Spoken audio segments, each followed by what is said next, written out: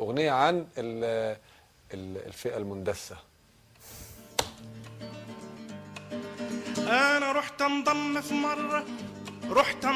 في مرة لقلة مندسة، بالتهميش والظلم عمرها ما كانت حاسة. انا رحت انضم في مرة لقلة مندسة، بالتهميش والظلم عمرها ما كانت حاسة. لقيت خلق كتيرة تقول مصر بناسها، بتاع يجي مليون وبيزيدوا لسه. يا عيني على القلة يا ليلي على المندسة، فتشوني وانا داخل بأيادي خارجية، أيادي متلطخة بالفول والطعمية. قلت في نفسي أكيد دي عجينة دولية. لمحت بنت بعيد ماشية بيافطة في الميدان، يا ترى مكتوب بالفارسي ولا مترجمة في لبنان. تلاقي كاتبة عليها الحلوة دي من طهران، ولا هشوف في ايديها ألوان علم إيران. قربت لقيت مصرية وكاتبة احنا ليه بنتهان. شاب بيعزف عود بأصابع خارجية. تلاقي كاتب النوتة في أجندة دولية. قربت لقيته بيعزف أغاني الشيخ إمام، ويردوا عليه الشعب يريد إسقاط النظام.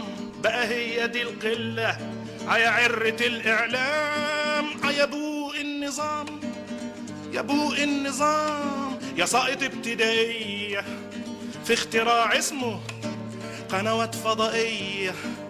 يعني ما سمعتوش عن حاجة اسمها دش، ولا ما زهقتوش من التضليل والغش. وبعد ده كله لسه المذيع له وش. يا عم الإعلامي يا ابو الكلام شفاف، طلتك عالشاشة توحي بالإسفاف.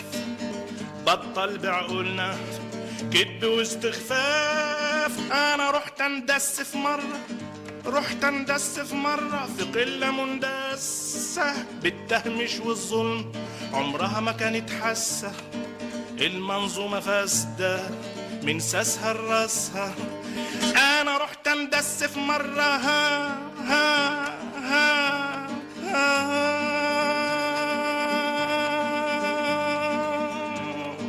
في قلة مندسة، بالتهميش والظلم عمرها ما كانت حاسة. ده المنظومة فاسدة من ساسها لراسها. الدم كان بيسيل وده جايب صورة النيل، خلى تلفزيوننا فضحته بشخاليل. عايش بالأوهام يخيبك إعلام، ده الشعب يريد تطهير الإعلام. الشعب يريد تطهير الإعلام، الشعب يريد تطهير الإعلام.